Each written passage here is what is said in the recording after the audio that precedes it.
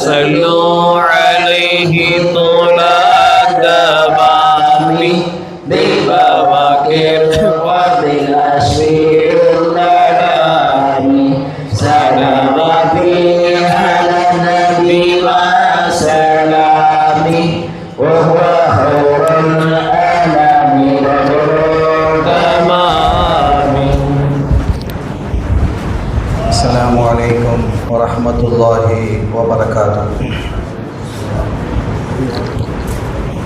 حمدا لمن خلق الإنسان وعلمه البيان، والصلاة والسلام على رسول الله وعلى آله حزب الله وأصحابه جند الله، وبعد. فقد قال الله تعالى في القرآن العظيم والفرقان المجيد: أعوذ بالله من الشيطان الرجيم، بسم الله الرحمن الرحيم، إن الدين عند الله الإسلام.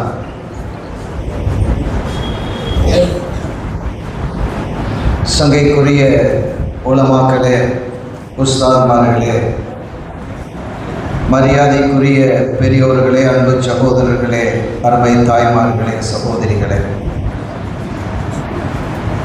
எல்லாம் வல்ல அல்லாஹ்வின் பேரருளும் நபிகள் நாயகம் ஸல்லல்லாஹு அலைஹி வஸல்லம் அவர்களது நல்லாசியும் நம் அத்தனை பேர் மீதும் நிலவுமாக. அல்லாஹும் அவரது ரசூலும் எந்தெந்த காரியங்களை எடுத்து நடக்க வேண்டும் என்று நமக்கு கட்டளையிட்டுள்ளார்களோ அவை அனைத்தையும் எடுத்து நடக்கவும், எவைகளை தவிர்த்து நடக்க வேண்டும் என்று உத்தரவு பிறப்பித்துள்ளார்களோ அவை அனைத்தையும் தவிர்த்து நடக்கவும் ஆரம்பமாக எனக்கும் உங்களுக்கும் நான் வசியத்து செய்து கொள்கிறேன். அல்லாஹ் தௌஃபீக் செய்வானாக. ஆமீன். சங்கையான பெருமக்களே, பாரம்பரியமும்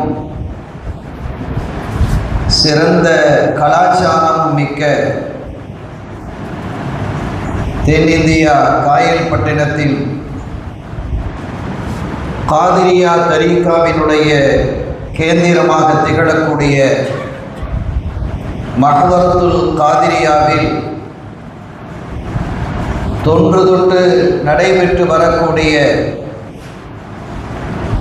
குத்துபுல் அக்தாப், கௌதுல் ஆதம், ஃபர்துல் அஹ்பாப், ஷேகுல் மஷாயிக், ஷேகுல் பக்தாத், அஸ்ஸையீத் முஹியுத்தீன் அப்துல் காதிர் ஜீலானி கத்தஸல்லாஹு சிர்ரஹுல் அஸீஸ் அவர்களினுடைய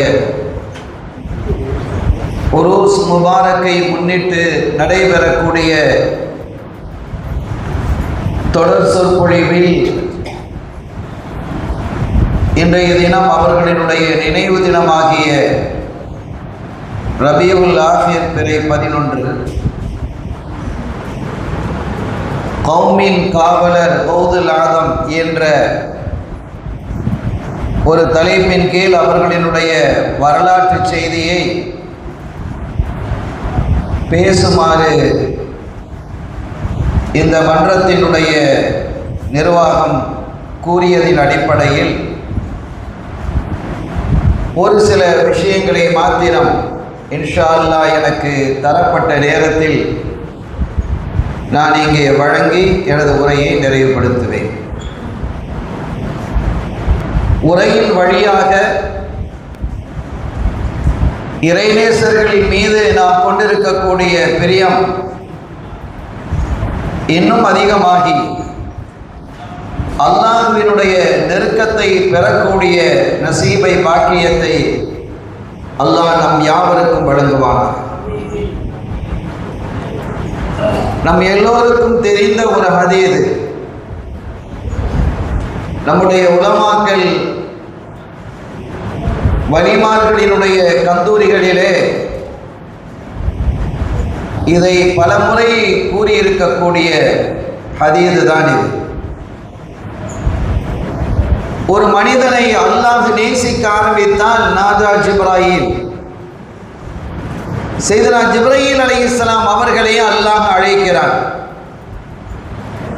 அழைத்து சொல்கிறான், ஜிப்ராயிலே, இந்த மனிதரை நான் நேசிக்கிறேன், நீங்களும் அவரை நேசியுங்கள். சொன்ன மாத்திரத்திலேயே அந்த நேசமும் அந்த மனிதர் மீது பிரியமும் பாசமும் சையதுனா ஜிப்ராயில் அலைஹிஸ்ஸலாம் அவர்களினுடைய நெஞ்சத்தில் வருகிறது. சையதுனா ஜிப்ராயில் அலைஹிஸ்ஸலாம் அவர்கள் வானில் உள்ளவர்களை எல்லாம் அழைத்து, இந்த மனிதரை அல்லாஹ் நேசிக்கிறான், என்னை நேசிக்க சொன்னான், நானும் நேசிக்கிறேன், நீங்கள் எல்லோரும் நேசியுங்கள், பிரியம் கொள்ளுங்கள் என்று சொன்ன பொழுது வானில் இருக்கக்கூடிய அத்துணை பேரும் அத்துணை மலக்குகளும் அந்த மனிதரை நேசிக்கிறார்கள். இங்கே நாம் என்ன புரிகிறோம் என்றால், அல்லாஹ் ஒரு மனிதனை நேசிக்க ஆரம்பித்தால் அவன் யாரையெல்லாம் நேசிக்கிறானோ அவர்களை எல்லாம் நேசிக்க வைக்கிறான். ஜிப்ராயிலை அல்லாஹ் நேசிக்கிறான், மலக்குமார்களை நேசிக்கிறான். வானில் இருக்கக்கூடிய மலக்குமார்களுடைய எண்ணிக்கையை அவன் தவிர வேறு யாரும் அறிய முடியாது. ஒரு செய்தி உண்டு, 7ஆம் வானத்தில் பைத்துல் மாமூர் இருக்கிறது. காபாவுக்கு நேர இருக்கிற ஒரு கிபிலா, அது மலக்குமார்களுடைய கிபிலா. அது படைக்கப்பட்ட காலம் தொட்டு இன்று வரை ஒவ்வொரு நாளும் அந்த பைத்துல் மாமூர் என்று சொல்லக்கூடிய கிபிலாவுக்குள்ளால், அந்த மஸ்ஜிதுக்குள்ளால் 70,000 மலக்குமார்கள் நுழைகிறார்கள் ஒவ்வொரு நாளும். நுழைந்தவர்கள் யாரும் திரும்பி வருவது இல்லை. மேராஜுடைய பாடத்தில் இதை பார்க்கலாம் நீங்க. இப்ப 70,000 பேர் உள்ள போறாங்க, திரும்பி வரல. அடுத்த நாள் 70,000, அடுத்த நாள் 70,000, 10 நாள் என்றால் 7 லட்சம், 100 நாள் என்றால் 70 லட்சம், 1000 நாள் என்றால் 7 கோடி. இப்படியே நீங்கள் பல்லாயிரக்கணக்கான வணக்கத்திற்கான, பல்லாயிரக்கணக்கான வருஷத்திற்கான ஒரு கணக்கீடு செய்தால் எத்துணை கோடி மலக்குகள் உள்ளே சென்றிருப்பார்கள். அத்தனை பேரும் இந்த மனிதரை நேசிக்கிறார்கள். அந்த இறைநேசரை நேசிக்கக்கூடிய ஒரு நிலையை வல்ல அல்லாஹ் ஏற்படுத்துகிறான் என்பதை இந்த ஹதீஸ் நமக்கு தெளிவுபடுத்துகிறது. இந்த ஹதீஸ்களை இப்படி பார்க்கணும். அவங்க நேசிக்கிறான், அல்லாஹ் நேசிக்கிறான், ஜிப்ராயில் நேசிக்கிறாங்க, வானில் உள்ளவங்க நேசிக்கிறான்னு சொல்லி கடந்து போகக்கூடிய ஒரு செய்தி அல்ல அது. நான் புரிவதற்காக ஒன்றை நான் சொல்லுவேன். ஒரு காரியம் நடக்க வேண்டியது இருக்கிறது, நமக்கு ஒரு காரியம் வேண்டியது இருக்கிறது. அது ஒரு பெரிய காரியம். அது கீழ் மட்டத்திலே இருக்கக்கூடிய அதிகாரிகளால் அதை நிறைவேற்ற முடியாது. அதுக்கு பெரிய இடத்துல அமைச்சர்கள் அல்லது முதலமைச்சர் அவருடைய உத்தரவு இருந்தால் மாத்திரமே அது நடக்கும் என்று இருக்கிறது என வைத்துக் கொள்வோம். இந்த ஊரிலே முதலமைச்சருக்கு நெருக்கமானவர் யாராவது இருக்கிறாரா என்று நாம் பார்ப்போமா இல்லையா? ஒரு நபரை சொல்லும் போது அவர் முதலமைச்சருக்கே நெருக்கமா என்று ஆச்சரியப்படுவோம். ஒரு முதலமைச்சர் எல்லா காலத்திலும் முதலமைச்சராக இருப்பது இல்லை. நிரந்தர முதல்வர் என்று சொன்னவர்கள் எல்லாம் பூமிக்குள்ளால் நிரந்தரமாக மாறி போனார்கள். ஆனால் அவரோடு தொடர்பு இருக்கிறது என்று சொன்னாலே ஆச்சரியப்படக்கூடிய இந்த வையகம் அல்லாஹ்வோடு தொடர்புடையவர்களாக இருக்கிறார்கள் என்று சொன்னால் எவ்வளவு பெரிய ஆச்சரியப்பட வேண்டும். ஆனால் அவுலியாக்களை பார்க்கும் அந்த பார்வை என்பது எவ்வளவு சிறிதாக இருக்கிறது. நமது பார்வையை கூட போதாது என்கிறேன். ஏனெனில் வல்ல அல்லாஹ் தான் நேசிப்பதோடு எண்ணிக்கையில் அடங்கா மலக்குகளையும் நேசிக்க வைக்கிறான் என்பதை நாம் பார்க்கும் பொழுது அது மிகுந்த ஆச்சரியத்தை தருகிறது. இத்தகைய வழிமார்களின் மூலமாகத்தான் இந்த வையகம் இயங்கிக் கொண்டிருக்கும். ஒரு கட்டத்தில் இந்த பூமி அழுதது. நீ ஏன் அழுகிறாய் என்று இறைவன் கேட்ட பொழுது அந்த பூமி சொல்லியதான்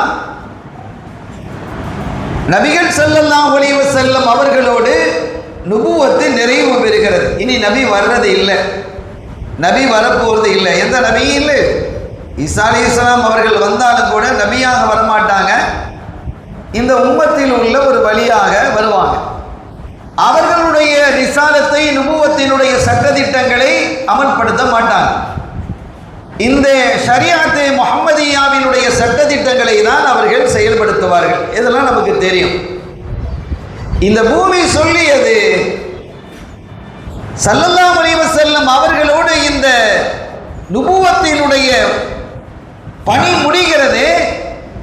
இனிமேல் நபிமார்களினுடைய பாதங்களை சுமக்கக்கூடிய பாக்கியம் எனக்கு இல்லையே என்று நான் அழுதேன் என்று அது சொல்லியதா. அல்லாஹ் சொன்னான், நபிமார்கள் வரப்போவது இல்லைதான், ஆனாலும் அவர்களுடைய இதயங்களை கொண்ட அவர்களுடைய வாரிசுகளாகிய அவுலியாக்கள், வலிமார்கள், நேசர்கள் காலமெல்லாம் இந்த மண்ணில் இருந்து கொண்டிருப்பார்கள் என்று அல்லாஹ் இந்த பூமிக்கு ஆறுதல் சொல்லிய செய்தி வரலாற்றில் பதிவாகி உள்ளது. எவ்வளவு பெரிய விஷயம் இது என்பதை எண்ணி பார்க்கணும். ஆக அல்லாஹுவால் பிரியப்பட்ட அந்த பெருமக்களை கொண்டாடுவது என்பது ஒரு தார்மீக கடமை, அது ஒரு இபாதத் என்பதை நாம் புரிந்து கொள்ளணும். நம்முடைய பிள்ளை ஒருவரை ஒரு ஆசிரியர் வாழ்த்துகிறார் என்றால் நமக்கு சந்தோஷம் இல்லையா? நம் குடும்பத்தை சார்ந்த ஒரு நபரை, அவர் உங்களுடைய அண்ணனா, உங்களுடைய சகோதரனா, உங்களுடைய மச்சானா, மாமாவா, எவ்வளவு பெரிய சேவைகளை செய்து கொண்டிருக்கிறார், தூய்மையானவர், நேர்மையானவர், பண்பானவர், அவரை பற்றி எங்களுக்கு அல்லவா தெரியும் என்றெல்லாம் சொல்லும் பொழுது நமக்கு எவ்வளவு சந்தோஷம், மனநிறைவு இருக்கும். இருக்க வேண்டும், இருக்கும். அதே மாதிரி இப்படி நீங்கள் எண்ணி பாருங்கள். அல்லாஹுவால் நேசிக்கப்பட்ட, என்னுடைய அடியார்கள் என்று அல்லாஹுவால் அறிமுகப்படுத்தப்பட்ட, என்னுடைய வலிமார்கள் அவுலியாவுல்லாஹ் என்று அறிமுகப்படுத்த அந்த பெருமக்களை கொண்டாடுவது, அவர்களை புகழாரம் சூட்டுவது, அவர்களுடைய சிறப்புகளை பேசுவது, ஓதுவது, படிப்பது, இவைகளெல்லாம் அல்லாஹ்விற்கு சந்தோஷத்தை தருமா இல்லையா? மகிழ்வை வழங்குமா இல்லையா? அல்லாஹ் எவ்வளவு பிரியப்படுகிறான் என்பதை எண்ணி பாருங்கள்.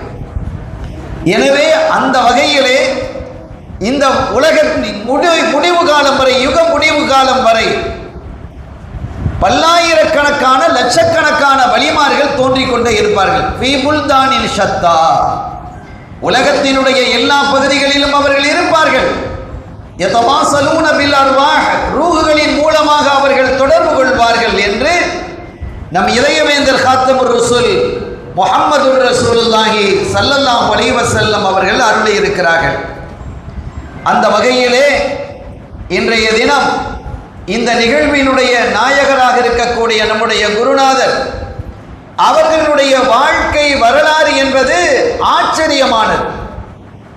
எப்படி நபிமார்களினுடைய வாழ்க்கையில் அவர்களுடைய பாட்டனார் முஹம்மது ரசூலுல்லாஹி ஸல்லல்லாஹு அலைஹி வஸல்லம் அவருடைய வாழ்க்கை பரிசுத்தமும் தூய்மையும் நேர்மையும் ஆச்சரியமும் நிறைந்திருந்ததோ, அதுபோன்று நம் குருநாதர் அவர்களினுடைய வாழ்க்கையும் பரிசுத்தமானதாகவும் தூய்மையானதாகவும் நேர்மையானதாகவும் இந்த சமூகத்திற்கு பலனை வழங்க வல்லதாகவும் திகழ்ந்திருக்கிறது என்பதை நாம் சில வரலாற்று நிகழ்வின் மூலமாக புரிந்து கொள்ள முடியும்.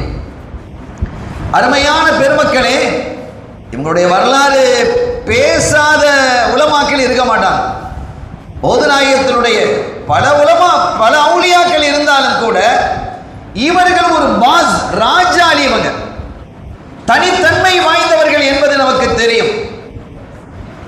இதில் பெரிய ஆச்சரியம் என்னவென்றால், அவர்களுடைய பெற்றோர் அவர்களுக்கு வைத்த பெயர் என்பது அப்துல் காதிர் தான் ரலியல்லாஹு தஆலா.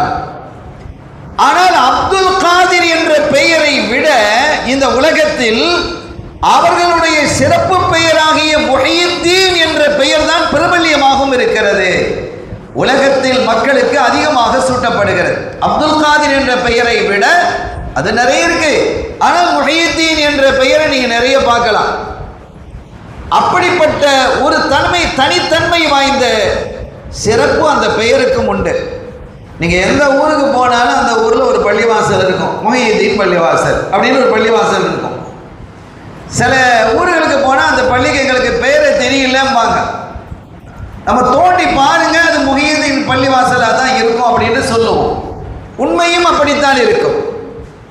அந்த அளவிற்கு நம்முடைய மூதாதையர்களான பெருமக்களினுடைய இதயத்தில் நீங்காத இடத்தை பிடித்தவர்கள் தான் சையதுனா முஹையத்தீன் அப்துல் காதிர் ஜீலானி கத்தஸல்லாஹு சிர்ரஹுல் அஸீஸ். இடைவிடாத அற்புதத்துக்கு சொந்தக்காரர்கள் என்று சொல்வார்கள். கான கதீருல் கராமாத், அவர்கள் அதிகமான கராமாத்துகளை உடையவர்களாக இருந்தார்கள். கராமத்தை எல்லாம் அவங்க பெருசா விரும்பி ஒன்றும் செய்யல. கராமத்துகள் இருக்கிறதே, அவைகளை எல்லாம் அவர்கள் பெருசாக விரும்பி செய்யவில்லை.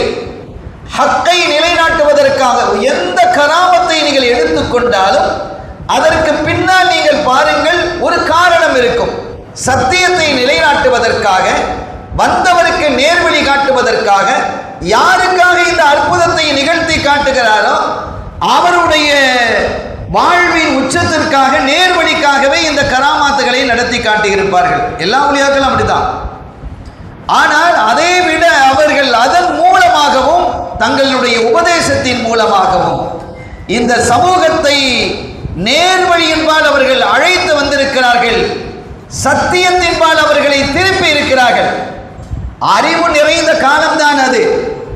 அறிவு மழுங்கி போன காலம் அல்ல அது. மாறாக அறிவாளிகள் நிறைந்திருந்த காலம். இருந்த பொழுதிலும் மக்களினுடைய மனநிலை வேறு விதமாக இருந்தது. அல்லாஹ்வை விட்டு தூரமாக இருந்த மனங்களை எல்லாம், இதயங்களை எல்லாம் அல்லாஹ்வின் பால் பிரயாணிக்க வைக்கக்கூடிய ஆற்றல் மிக்கவர்களாக, ஆற்றலராக திகழ்ந்தவர்கள் தான் ஓதுல் ஆலம் சையதுனா ஷேக் முஹையத்தீன் அப்துல் காதிர் ஜீலானி ரலியல்லாஹு தஆலா. நான் சில கிதாபுகளை இந்த இவருடைய வரலாறை படிக்கணும் அப்படிங்கிறதுக்காக வேண்டி முத்தாலா செய்யும் பொழுது எனக்கே பெரிய ஆச்சரியமாக இருந்தது. ஓதுல் ஆலம் அவர்கள் அதிகமான கராமத்து உடையவர்கள்ங்கிறது எல்லாருக்கும் தெரியும். அவர்களுடைய கராமத்தை பற்றி பெரும் பெரும் அறிஞர்கள் எல்லாம் பேசியிருக்கிறார்கள். பல கிதாபுகளில் எழுதப்பட்டிருக்கிறது. ஆச்சரியம் என்ன தெரியுமா? இந்த கராமத்தை அங்கீகரிக்கக்கூடியவராக நாமெல்லாம் இருக்க, அது பிரச்சனை இல்லை. நம்முடைய அகீதாவுக்கு மாற்றமாக இருக்கக்கூடிய இப்னு தைமியா அவர் ஆதரிக்கிறார். அவரே ஆதரித்து அல் இஸ்திகாமா என்ற அவருடைய கிதாபிலே குறிப்பிடுகிறார். இன்னொரு கட்டத்திலே நான் இந்த தரீகாக்களை பற்றிய ஒரு ஆய்வுக்காக நாம் இறங்கிய பொழுது காதிரியா தரீகாவினுடைய வளர்ச்சி, அது எங்கெல்லாம் பரவி இருக்கிறது என்பது குறித்த ஒரு ஆய்வை செய்ய வேண்டும் என்ற ஒரு எண்ணம் ஏற்பட்டு நாம் பார்த்த பொழுது ஒரு கட்டத்தில் இவர் சொல்றாரு, இப்னு தைமியா குறிப்பிடுறாரு, நான் ஒரு பகுதியிலே மக்களை நான் சந்தித்தேன். அப்படி சந்தித்த போதெல்லாம் அவர்கள் எல்லாம் காதிரியா தரீகாவை சார்ந்தவர்களாக இருந்தார்கள். யாரை சந்திச்சாலும் அவங்க என்ன செய்யறாங்க, ஓதுலாலத்தினுடைய பிடியில இருக்கிறாங்க என்பது போன்ற கருத்தை அவரே தெரிவிக்கிறார். ஆக தன்னுடைய கொள்கைக்கு எதிராக இருக்கக்கூடியவர்களையும் தன்னை பற்றி சிறப்பாக பேசக்கூடிய அளவிற்கு ஓதுல் ஆலம் குதுபுல் அக்தாப் சையதுனா ஷேக் முஹையுத்தீன் அப்துல் காதிர் ஜீலானி ரலியல்லாஹு தஆலா அன்ஹு அவர்களினுடைய மாட்சிமை விளங்கியது என்பதை நாம் புரிந்து கொள்கிறோம். கண்ணியத்திற்குரிய பெருமக்களே, இப்போ அவங்களுக்கு அவங்க பிறந்த வரலாறு நமக்கு தெரியும். ரமதான் பிறகு 1 பிறந்தாங்க, ஹிஜ்ரி 470. அவங்க ரமதான் பிறகு 1 திங்கட்கிழமை அவர்கள் தாயிடத்தில் அமுது அருந்தவில்லை, அது நோன்பாக இருந்தது. அதே போன்று அவர்கள் 1 வயசு 2 வயசு ஆகும் பொழுதும் கூட ரமதானுடைய காலத்தில் பகலில் அவங்க பால் குடிக்கிறது இல்லை அப்படிங்கிறதுலாம் கிதாபுகளில் பதிவாகி இருக்கிறது. ஆனால் இன்னொரு செய்தி என்னன்னா, அவர்களுடைய தந்தையாக இருந்த அபூ சாலிஹ் நாயகம் ஜங்கிதோஸ் அவர்களுக்கு முஹிப்புல் ஜிஹாத் என்ற ஒரு பெயரும் இருக்கிறது. ஓதுநாயகத்தினுடைய வாப்பாவா அபூ சாலிஹ் நாயகம் இருக்கிறார்கள் அல்லவா, அவர்கள் ஜங்கிதோஸ் என்று சொன்னால் கானக பிரியர், காடுகளிலே அமர்ந்து இறை வணக்கத்திலே ஈடுபடக்கூடியவர் என்பது பொருள். ஆனால் அவர்களுக்கு முஹிப்புல் ஜிஹாத், இதயத்தை நஃப்ஸை ஷைத்தானை எதிர்த்து போராடக்கூடிய பிரியர் என்று அவர்களுக்கு ஒரு பெயரும் அந்த காலத்தில் இருந்திருக்கிறது. அவங்க கல்யாணம் முடிச்ச அந்த வரலாறுலாம் நமக்கு தெரியும். ஆப்பிள் பழத்தை சாப்பிட்டாங்க, அது யாருடைய எங்கிருந்து அதுக்கப்புறம் யோசிச்சாங்க, நதியில் வரக்கூடிய தஜ்லாவில் வரக்கூடிய இந்த பழத்தை சாப்பிட்டு விட்டோமே, இது எங்கிருந்து வந்தது தெரியலையே என்று. நதியில் வரக்கூடிய ஒரு பழத்தை சாப்பிட்டா அதுக்காக நம்ம ஊரெல்லாம் போய் தேடி போய் எங்கே உள்ள பழம் நம்ம தேடுவோமா என்ன? கடலில் மிதந்து வருது, ஆற்றுல மிதந்து ஒரு பழம் வருது, எடுத்து சாப்பிட்டுட்டு போகிறோம். இது சரியத்தில் ஒரு பெரிய தடை இல்லை. ஆனால் அந்த பெருமக்கள் அப்படி இல்லை. அப்போது அவர்கள் இளைஞராக இருந்தாங்க. ஓதுநாயகத்தினுடைய வாப்பா இளைஞராக இருக்கிறாங்க. அந்த ஏதோ ஒரு பசி, கடும் பசியில சாப்பிட்ட பிறகு அவங்க யோசிக்கிறாங்க, இந்த பழம் எங்கிருந்து வந்திருக்கிறது என்று. அப்படியே அந்த தஜ்லா நதி கரையிலே நடந்து வரும் பொழுது ஒரு தோட்டத்தில் அந்த ஆப்பிள் மரங்களினுடைய கிளைகள் எல்லாம் அந்த தஜ்லா நதியோடு ஒட்டி உரையாடி கொண்டிருக்கிறது. எங்கிருந்து வந்திருக்குன்னு வழங்கிட்டாங்க. அங்கே உள்ள போனாங்க, ஒரு பெரியவங்க இருந்தாங்க, அவங்கள்ட்ட மன்னிப்பு கேட்டாங்க. அவங்க சொன்னாங்க, நீங்கள் மன்னிப்பு, நான் உன்னை மன்னிக்கிறதாக இருந்தால் நீங்கள் என்கிட்ட 12 வருஷம் வேலை செய்யணுண்டாங்க. ஒரு ஆப்பிள் பழம் தின்றதுக்கு 12 வருஷம் கூலி வேலை செய்யணும். அது ஹலாலாக ஆக வேண்டும் என்பதற்காக அதை அங்கீகரிக்கிறார்கள். ஆச்சரியம் இல்லையா? வேலையை பாரு, நம்ம போயிட மாட்டோம். 12 வருஷம் அவர்கள் பணி செய்தார்கள். ஒரு சிறு துளி கூட ஒரு ஹராம் உள்ளே சென்று விடக் கூடாது என்பதற்காக. அது ஹராமும் இல்லை, அந்த பெருமக்களினுடைய பார்வையில் அது அப்படி இருந்தது. அதற்கு பிறகு அவங்களுடைய மகளை அவங்க கல்யாணம் முடிச்சு வச்சாங்க, அடுத்த ஷரத்து என்றெல்லாம் நிறைய வரலாறு இருக்கிறது. அமத்துல் ஜப்பார் உம்முல் கைர் ஃபாத்திமா ரலியல்லாஹு தஆலா அன்ஹா அவங்கள அந்த தோட்டத்தினுடைய உரிமையாளராக இருந்த அப்துல்லாஹு ஸௌமஇ ரலியல்லாஹு தஆலா ஓதுநாயகத்தினுடைய அப்பா, உம்மாட வாப்பா கல்யாணம் முடிச்சு வைக்கிறாங்க. இதுல ஒரு செய்தி என்னன்னா, ஓதுல் ஆலம் அவர்களுக்கு முன்பாகவே அவர்களுடைய சகோதரர் ஒருவர் அவங்களுக்கு இருக்கிறாங்க. ஓதுநாயகத்தின் முதல் பிள்ளை இல்லை. ஓதுநாயகம் கல்யாணம் முடிஞ்சு ரொம்ப நீண்ட காலம் கழித்து பிறந்தவர்கள். ஒரு கிதாபிலே அவர்களை பற்றி, அவர்கள் பிறப்பை பற்றி எழுதும் பொழுது, வலதத்து உம்முஹா ஃபீ சித்தீன மின் உம்ரிஹா, 60வது வயசுல தான் அவங்க அம்மா ஓதுநாயகத்தை பெற்றெடுத்திருக்கிறாங்க. ஓதுநாயகத்தை பெற்றெடுக்கும் பொழுது அவங்க தாயாருக்கு வயசு 60. அதற்கு முன்பாக அப்துல் காதிர் என்ற பெயருக்கு முன்பாக அப்துல்லா என்ற அவங்களுக்கு ஒரு காக்கா, ஒரு சகோதரர் இருந்திருக்கிறார். அவர்களுடைய செய்திகளை பற்றியும் சிறிதாக வரலாறுகளில் பதிவாகி இருக்கிறது. சாலிஹான மனிதராக அவர்கள் வாழ்ந்தார்கள் என்று. ஆக இப்படி ஒரு தகவலையும் நாம் தேடி பார்க்கும்போது அதிலே கிடைக்கிறது. அதனால் தான் அவர்கள் சிறு வயதாக இருக்கும் பொழுது குர்ஆனை மனனம் செய்து சின்ன வயசுலேயே வாப்பா வஃபாத்தாயிட்டாங்க. அபூ சாலிஹ் நாயகம் ரலியல்லாஹு தஆலா அன்ஹு அவங்க சின்ன வயசுலேயே வஃபாத்தாயிட்டாங்க. உம்மாட்ட வளர்ந்து வந்தாங்க. அவங்களுக்கு தர்பியத்து பண்ணக்கூடியது, அவங்களுக்கான வழிகாட்டுதல் எல்லாமே தாயினுடைய தந்தையாக இருந்த சையதுனா அப்துல்லாஹி ஸௌமஇ ரலியல்லாஹு அன்ஹு, பெரிய சாஹிபுல் கராமா. அவங்க ஒரு சமயம் ஒரு வியாபார குழு காடுகளிலே சென்று கொண்டு இருக்கும் பொழுது திருட்டு கூட்டம் அவர்களை அண்மிக்கிறது. இதெல்லாம் அந்த காலத்தில் பரவலாக நடக்கக்கூடியது. அப்படி நடந்த பொழுது அவங்க அந்த மக்கள் என்ன செய்தார்கள், அந்த தாஜர்கள் எல்லாம் யா ஸௌமஇ என்று அழைச்சாங்க.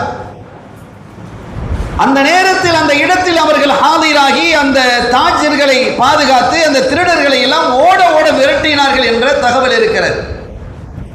அதுக்கு பிறகு அவங்க ஜீலானுக்கு வர்றாங்க. இது ஜீலானில் நடக்குது. ஜீலானுக்கு வந்து இதை பற்றி அவர்கள் மக்களிடத்திலே பேசிய பொழுது அவங்க சொன்னாங்க, அது வீட்டில் இருக்கிறவங்க அவங்களுக்கு ஹாதிம்களாக இருக்கக்கூடியவங்க அப்துல்லாஹி ஸௌமஇ அவங்க இந்த சில நாட்களாக வீட்டை விட்டு வெளியவே வரலையே, அவங்க எப்படி அங்கே வந்திருக்க முடியும் அப்படின்னு கேட்டார். அப்படி ஒரு அபுதாலாக திகழ்ந்தவர்கள் தான் ஓது நாயகத்தினுடைய பாட்டனார், தாயினுடைய தந்தை அப்துல்லாஹி ஸௌமஇ ரலியல்லாஹு தஆலா அன்ஹு அவர்கள்.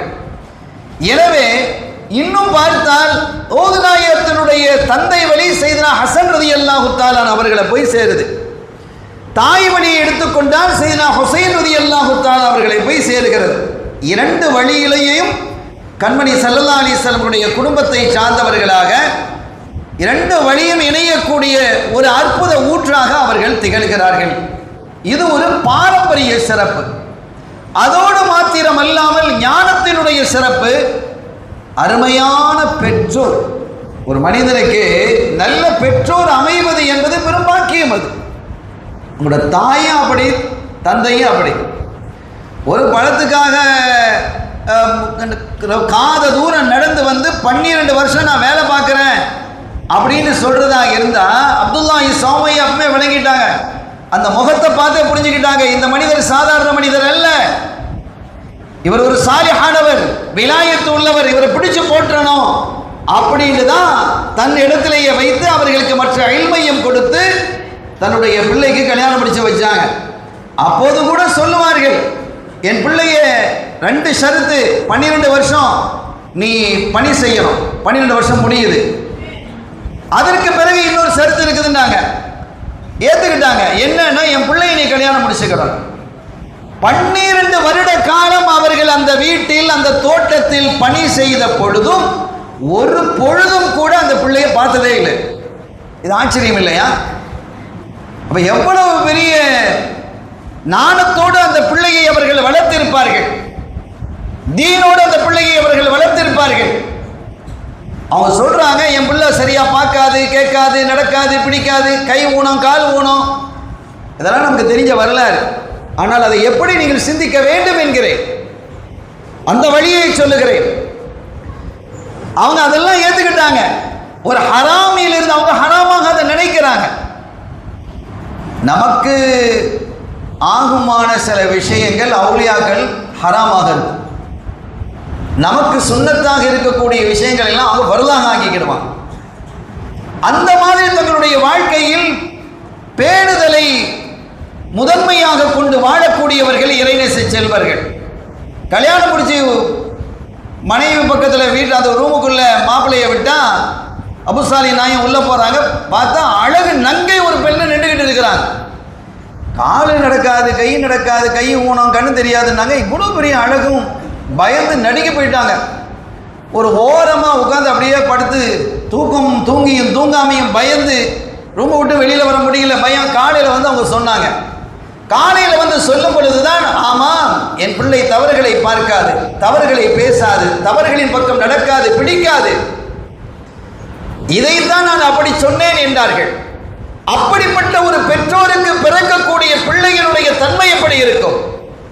ஆக பெற்றோரினுடைய சிறப்பு, கல்வியினுடைய சிறப்பு, ஞானத்தினுடைய சிறப்பு, வம்ச வழியினுடைய சிறப்பு, நல்லோர்களினுடைய தொடர்பு. ஓதுலாத்தினுடைய தொடர்புகளை எல்லாம் நீங்க பாருங்க, அவங்க யார்கிட்டெல்லாம் படிச்சாங்கன்னு பாருங்க, அவ்வளவு விலாயத்து உள்ளவர்கள். அவர்கள் படித்த ஒவ்வொரு துறையும், எல்லா கலைகளிலும். ஒரு இறைநேசர் சொல்றாங்க, ஓதுலாத்தும் அவர்களுடைய மதரசாவிலே படிப்பதற்காக ஏதோ ஒரு சில கல்வியில படிக்கணும்னு ஒரு வரதுக்காக வந்தேன், ஆனா அங்க எல்லா கல்வியும் நான் படித்தேன் என்கிறார்கள். எல்லா துறைகளையும் படிக்கக்கூடிய பாக்கியம் கிடைத்தது என்று அவர்கள் குறிப்பிடுகிறார்கள். கண்ணியத்திற்குரிய பெருமக்களே, அப்படிப்பட்ட ஆற்றல் மிக்கவர்களாக இருந்த ஓதுலாலம் ரலியல்லாஹு தஆலா அவர்கள் மனிதர்களுக்கான வழிகாட்டுதல் மாத்திரமல்ல, ஜின்களுக்காகவும் வழிகாட்டிட்டு இருந்தான். மௌலிதிலெல்லாம் வரும், நமக்கு கிதாபுகளிலும் அந்த செய்திகள் விரிவாக பேசப்பட்டிருக்கிறது. ஒரு மனிதனுடைய பெண்ணை, மகளை ஜின் தூக்கி கொண்டு சென்ற வரலாறு நமக்கு தெரியும். அந்த மனிதன் ஓதுலாலத்தின் மத்திய முறையிடுகிறார், என் பிள்ளையை ஜின் தூக்கி சென்று விட்டது. ஜின் தூக்கி சென்றது அவருக்கு எப்படி தெரிஞ்சிருக்கு? அவர் ஜின்னை பற்றி படித்திருப்பார், அதற்கான ஞானம் அவரிடம் இருந்திருக்கலாம். ஆனால் மீட்டி எடுக்கக்கூடிய வல்லமை இல்லை. வந்து கேட்ட பொழுது அவங்க என்ன செய்யறாங்க, நீ இப்படி போ, அந்த காட்டுகளுக்கு போ, இந்த பகுதிக்கு போ, போய் அங்கே நீ ஒரு வட்டமிடு, பிஸ்மில்லாஹி அலா நியத்தி அப்துல் காதிர், அப்துல் காதிர் அவர்களினுடைய எண்ண பிரகாரம் நான் இங்கே வந்து நிற்கிறேன், இறைவனுடைய பெயரை சொல்லி என்று நீ ஒரு வட்டம் வளைய போட்டுக்கொள். அதற்கு பிறகு ஜின்கள் வருவாங்க, உனக்கு அந்த காரியங்கள் நடக்கும் அப்படின்னு சொல்ல, அதே மாதிரி நடந்தது. ஜின்களினுடைய தலைவர் வந்தார், என்னன்னு கேட்டாரு. அப்துல் காதிர் நாயகம் இப்படி என்ன அனுப்புனாங்க அப்படின்னு சொல்ல, என்ன விஷயத்தை சொல்லப்பட்டது, அந்த பெண்ணை தூக்கி கொண்டு வந்த ஜின்னினுடைய தலையை வெட்டப்பட்டு அந்த பெண்ணை ஒப்படைக்கப்பட்ட வரலாறு நாம் பார்க்கிறோம். இதெல்லாம் இந்த வரலாறுகள்லாம் இருக்க பெரிய ஒரு ஆச்சரியமான விஷயம் என்னன்னா, ஹதீதுகளை நீங்கள் எடுத்துக்கொண்டால் ஹதீதுகளுக்கு என்று ஒரு சனது இருக்கும். இப்போ இமாம் புகாரி ரஹ்மத்துல்லாஹி அலைஹி அவங்க சொல்லுவாங்க, எனக்கு ஹுமைதி அறிவித்தார்கள், அவர்களுக்கு யாஃபி அறிவித்தார்கள், அவர்களுக்கு இவங்க அறிவிச்சாங்க, அவங்களுக்கு இவங்க அறிவிச்சாங்க, அவங்களுக்கு இப்னு அப்பாஸ் அறிவிச்சாங்க என்று அந்த சனது இருக்கிறது இல்லையா? இந்த மாதிரி ஒரு சனதை நீங்க வேற எந்த வரலாற்றிலும் பார்க்க முடியாது. சனதோடு யார் அறிவித்தார்கள் அப்படிங்கிறத நீங்க பார்க்க முடிகிறது. இதே மாதிரி எத்தனையோ வலிமார்களுடைய வரலாறுகள் இருக்குது, எதையும் சனதோடு இல்லை, வரலாற்று ஆய்வுகள் தான் இருக்கிறது. ஆனால் ஓதுலாலம் ரலியல்லாஹு தஆலா அவர்களுக்கு மாத்திரம் வரலாறுகள், அவர்களுடைய சரித்திரங்கள் சனதோடு அமைந்திருக்கிறது. இது பெரிய இன்னொரு ஆச்சரியம் என்னன்னா, சனது மாத்திரம் அல்ல, அது எங்கு நடந்தது, எந்த ஊரில் நடந்தது அப்படிங்கிறது அதில் பதிவாகி இருக்கிறது. எந்த வருஷத்தில் நடந்தது என்பதும் பதிவாக இருக்கிறது. குறிப்பாக நீங்கள் பஹஜத்துல் அஸ்ரார் என்ற கிரந்தத்தை நீங்கள் பார்த்தால் அதற்கென்று ஒரு தனி விசேஷமான கிதாப், பல கிதாபுகள் இருக்கிறது. கலாயிதுல் ஜவாஹிர் என்ற போன்ற பல்வேறு கிதாபுகள் இருந்தாலும், ஓதுநாயகத்தினுடைய சிறப்புகளை பேசக்கூடிய பல கிதாபுகள் இருந்தாலும், இந்த கிதாபு அற்புதமானது, சனதோடு அந்த செய்திகளை எல்லாம் முன்வைக்கிறது. கண்ணியத்திற்குரிய பெருமக்களே, அப்படிப்பட்ட கிரந்தங்களில் இந்த தகவல்கள் பதிவாகி இருக்கிறது. ஆதாரத்தோடு, காலத்தோடு, நேரத்தோடு, வருஷத்தோடு, இடத்தோடு, எங்கு நடந்தது என்ற அந்த இடத்தோடு எல்லா தகவல்களையும் அந்த பெருமகனார் பதிவு செய்திருக்கிறார்கள் அந்த பஹஜத்துல் அஸ்ரார் என்ற கிரந்தத்தில். ஆக ஜின்களையும் வசப்படுத்தக்கூடிய, அவர்களையும் வழிப்படுத்தக்கூடிய ஆற்றல் மிக்கவர்களாக ஓதுலாலும் அவர்கள் திகழ்ந்திருக்கிறார்கள். இன்னொரு விஷயம் என்னன்னா, ஒரு சமயம் அவங்க உட்கார்ந்து இருக்கிறாங்க. அப்படி உட்கார்ந்து இருக்கும் போது ஒரு பகுதியில் சில கழுதைகளை ஓட்டிக்கிட்டு சில போலீஸ் அதிகாரிகள் அவங்க போயிட்டே இருக்கிறாங்க, காவலர்கள் போயிட்டு இருக்கிறாங்க. அதில் என்ன இருக்கு அப்படின்னு கேட்டால், அரசாங்கத்தில் உள்ளவர்களுக்காக மது, சாராயம், கள்ளு, அது கழுதைகளிலே ஏற்றி அதை கொண்டு போயிட்டு இருக்கிறாங்க. இதை பார்த்த ஓதுலாலம் ரலியல்லாஹு தஆலா சொன்னாங்க, நில்லுங்க எல்லாரும் அப்படின்னாங்க. அவங்க பயம், நின்றா விஷயம் விட்டு வெளிச்சமாயிடும், இல்லை கழுதையில் இருக்கக்கூடிய பீப்பாவை திறந்தா என்ன ஆகும், நிற்காம போகிறாங்க. அதில் என்ன இருக்கு அப்படின்னு கேட்குறாங்க. ஹல்லுங்கிறாங்க, கல் இல்லை ஹல். ஹல்லு என்று சொன்னால் சிலுக்கா, சிலுக்கா வினிகர் சொல்கிறோம் இல்லையா, அதுதான் இருக்கு அப்படின்னு சொன்ன பொழுது நீங்கள் நிற்க மாட்டீங்களா? இல்லை இல்லை நாங்கள் அவசரமாக போகணும். அந்த கழுதைகளை பார்த்து நில்லுங்கள், நீங்கள் நில்லுங்கப்பா அப்படின்றத அது நின்றுடுச்சு. அந்த இடத்த விட்டு அகல இல்லை, அவங்க அப்படியே நடுங்கி போயிட்டாங்க. அவங்க பயந்து மன்னிப்பு கேட்டாங்க. சரி பரவாயில்ல, அதில் ஹல்லு தானே இருக்கு, வினிகர் தானே இருக்கு, அதில் ஒன்றும் பிரச்சனை இல்லை, நீங்கள் கொண்டு போகண்டாங்க. தப்பிச்சோம் பிடிச்சோம் அங்கே வந்து திறந்து பார்த்தா எல்லாம் வினிகராக இருந்தது.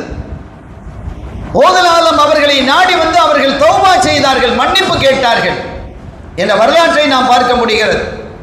அந்த அளவிற்கு ஒரு பொருளை மாற்றி அமைக்கக்கூடிய வல்லமையை, சக்தியை, கல்லாக இருந்ததை ஹல்லாக வினிகராக மாற்றக்கூடிய வல்லமையையும் ரப்பல் ஆலமீன் அல்லாஹ் ஜல்ல ஷானஹு வ தஆலா அவ கையில் கொடுத்திருக்கிறார். சினான் என்ற ஒரு பாதிரி, சினான் என்ற ஒரு பாதிரி, அவர் மக்கள் பன்றியில் ஓதுலாதான் குழுமி இருக்கக்கூடிய அந்த சபையில் வந்து இஸ்லாத்தை ஏற்றுக்கிறார். அப்படி ஏற்றுக்கொண்ட பொழுது எல்லாருக்கும் பெரிய ஆச்சரியம், அவர் ஒரு பிரபல்யமான ஆள். அவர் நீங்க எப்படி இந்த இஸ்லாத்தை ஏற்றுக்கிட்டீங்க, ஓதுலாத்தினுடைய திருக்கரம் பிடித்து என்று சொன்ன பொழுது, நான் கனவிலே ராயித்து ஈசா அலைஹிஸ்ஸலாம், ஈசா அலைஹிஸ்ஸலாம் அவர்களை நான் கண்டேன். அவங்க சொன்னாங்க, அஸ்லிம் அலா யதி அப்துல் காதிர், அப்துல் காதிர் ரலியல்லாஹு தஆலா ஓதுல் ஆலம் அவர்களினுடைய கரத்திலே போய் உன் கரத்தை வைத்து இஸ்லாமியத்தை ஏற்றுக்கொள் என்று சொல்லிவிட்டு, ஃபஇன்னஹு கைரு அஹ்லில் அர்தி ஃபீ ஹாதல் வக்த், இன்றைய காலத்தில் இந்த பூமியிலேயே மிகச் சிறந்தவர்கள் அவர்கள் தான், அவங்களை விட உயர்வான ஆள் இல்லை. இந்த பூமியிலேயே மிகச் சிறந்த ஆள் அவங்க தான். எனவே நீங்க அங்க போங்க, அவர்களுடைய திருக்கரத்தை பிடித்து இஸ்லாமியத்தை ஏற்றுக்கொள்ளுங்கள் என்று சையதுனா ஈசா அலைஹிஸ்ஸலாம் அவர்கள் என்னுடைய கனவிலே வந்து சொன்னார்கள் என்று அவர் குறிப்பிடுகிறார். இப்படி இது ஒரு செய்தி. இதே மாதிரி பல்லாயிரக்கணக்கான மக்கள் அவர்களை தேடி வந்திருக்காங்க. அல்லாஹ் அவர்களை அனுப்பிக்கிட்டே இருந்தான். போய் என்னுடைய நேசனுடைய திருக்கரத்தை பிடித்து தீனை ஏற்றுக்கொள். யாரை அந்த காலகட்டத்தில் அல்லாஹ் யாரையெல்லாம் இந்த தீனுக்கு மாற்றி கொண்டு வர வேண்டும் என்று விரும்பினானோ அவர்களை எல்லாம் ஓதுல் ஆலம் அவருடைய கையிலே ஒப்படைத்தான். அப்படிப்பட்ட ஒரு தனி சிங்கமாக சிறப்பாக வாழ்ந்தவர்கள் தான் ஓதுல் ஆலம் ரலியல்லாஹு தஆலா அவர்கள். ஷேக் அபூபக்கருல் இமாத், ஷேக் அபூபக்கருல் இமாத் என்று ஒரு பெரியவர் இருந்தார். ரொம்ப விவரமான ஆள் தான். ஆனால் அவங்களுக்கு வந்து ஒரு டவுட் இருந்தது, இவங்க என்ன பெரிய ஆள் தானா இல்லையா, இவங்களுடைய இஅ்திகாது நம்முடைய இஅ்திகாது தானா இல்லையா, நம்முடைய அக்கீதால தான் இவங்க இருக்காங்களா, சுன்னத் ஜமாத்தில் யாரு ஓதுல் ஆலத்தை இவர் நினைக்கிறார், அபூபக்கர் இமாத் நினைக்கிறாங்க, இவங்க சுன்னத்துல் ஜமாத்தில் தான் இருக்கிறாங்களா, சலஃபு சாலிஹீன் சஹாபிகள் இருந்த அந்த அக்கீதால தான் இவங்க இருக்கிறாங்களா என்று அபூபக்கர் இமாத் என்ன செய்யறாங்க நினைக்கிறாங்க. ஒரு நாள் போய் நம்ம செக் பண்ணி பார்த்துடணும் அப்படின்னு போறாங்க. உள்ள நுழையிறாங்க. அந்த மதரசாக்குள்ள அவங்க உள்ள நுழையும் பொழுது மக்களுக்கு அவங்க போதிச்சுட்டு இருக்கிறாங்க. இவங்களும் உள்ள போறாங்க. போகும்போது அவங்க சொல்றாங்க, இஅ்திகாதுனா இஅ்திகாது ஸலஃபி வஸ்ஸஹாபா, இஅ்திகாதுனா இஅ்திகாது ஸலஃபி வஸ்ஸஹாபா, ஸலஃபு ஸாலிஹீன்களாகிய சஹாபிகளாகிய அந்த பெருமக்கள் என்ன அகீதாவில் இருந்தார்களோ, என்ன சித்தாந்தத்தில் இருந்தார்களோ அதே சித்தாந்தம் தான் நம்முடையதும், அந்த கொள்கை தான் அப்படின்றதும் இவர் கொஞ்சம் பக்குன்னு ஆயிடுச்சு. இது நமக்காக சொல்லப்படுதா அல்லது எதேச்சையா சொல்லிட்டாங்களா, அந்த நேரத்தில் நம்ம போயிட்டோமா, அப்படி இருக்கலாமா இல்லையா? இப்போ தான் நினைச்சேன் நீங்க வந்துட்டீங்க சொல்லுவோமா இல்லையா? ஒரு பிளான் இருக்காது, ஒரு காரியத்தை செய்ய நினைப்போம், அது இயல்பாக நடந்துடும். இது செய்ய நினைச்சா ஆட்டோமேட்டிக்காக நடந்துருச்சே, அப்போ அது வந்து இத்திஃபாக்காக நடப்பது. அப்படி நடந்ததா அல்லது நமக்காக வேண்டிய அவங்க சொல்றாங்க சொல்றாங்களா அப்படின்னு அவங்களுக்கு தெரியல. நானும் போய் ஒரு இடத்துல உட்கார்ந்துட்டேன். அவங்க சொன்னாங்க, கும் யா அபூபக்கர், அபூபக்கர் அல்-இமாத், அபூபக்கர் எழுந்திருங்க, இஅ்திகாதுனா இஅ்திகாது ஸலஃபி வ ஸஹாபா, உங்களுக்கு தான் சொல்றேங்கறாங்க. சொல்லிட்டு ஃபஜா அபூக், உங்க வாப்பா காணாம போயிருந்தாங்க இல்லையா, ஆமா இப்போ வந்துட்டாங்க வீட்டில். போய் எனக்கு பெரிய ஆச்சரியமா இருந்தது, எப்படி போய் பாருங்க உங்க வாப்பா வந்துட்டாங்க அப்படின்னு. நான் பார்க்கிறேன், எங்க வாப்பா வந்திருக்கிறாங்க. கல்புகளை பார்க்கக்கூடிய அளவிற்கான ஞானம் அவர்களுக்கு இருந்தது என்பதை அன்று நான் புரிந்து கொண்டேன் என்று அவர்கள் குறிப்பிடுகிறார்கள். சங்கைக்குரிய பெருமக்களே, அபுல் பகான் நஹ்வி என்ற ஒரு பெரிய அறிஞர் இருந்தார். அபுல் பகான் நஹ்வி என்ற ஒரு பெருமகனார் இருந்தார். அது ஒரு நாள் இவருடைய மதரசாவுக்கு வர்றாங்க. ஓதுலாதம் அவருடைய மதரசால எல்லா துறைகளையும் அவங்க ஓதி கொடுப்பாங்க. ஷிர் பாடல்களையும் படிச்சு கொடுப்பாங்க. காஃபியாவினுடைய பண்ணும் இருந்து எல்லா பண்ணும், தப்சீர், தஸவ்வுஃப், ஃபிக்ஹ், ஹதீஸ் என்று எல்லா துறைகளிலும் நிறைவு பெற்ற ஒரு பெரும் பேரறிஞராக திகழ்ந்தவர்கள் தான் ஓதுலாதம். அதே மாதிரி இப்ப பாருங்க, ஒரு பெரிய பாடம் நடத்தக்கூடிய அவங்க, தஸவ்வுஃபுடைய பாடம் நடத்துறவங்க, அல்லாஹ்வின் பக்கம் மக்களை நெருக்கி வைக்கக்கூடிய அந்த பெருமகனார் சின்ன பிள்ளைகளுக்கும் ஓதி கொடுப்பாங்க. அதான் ஆச்சரியம். மக்தப்லையுமே ஓதி கொடுப்பாங்க. மக்தப் உஸ்தாதுன்னா அது மக்தப் உஸ்தாது தான் அப்படின்னு நம்ம பார்க்குறோமா இல்லையா? அவங்க மக்தப் உஸ்தாதையும் உட்கார்ந்து இருப்பாங்க. மக்தப்லையும் போய் அந்த மாதிரி சின்ன சின்ன பிள்ளைகளுக்கு குர்ஆனை ஓதி கொடுப்பாங்க.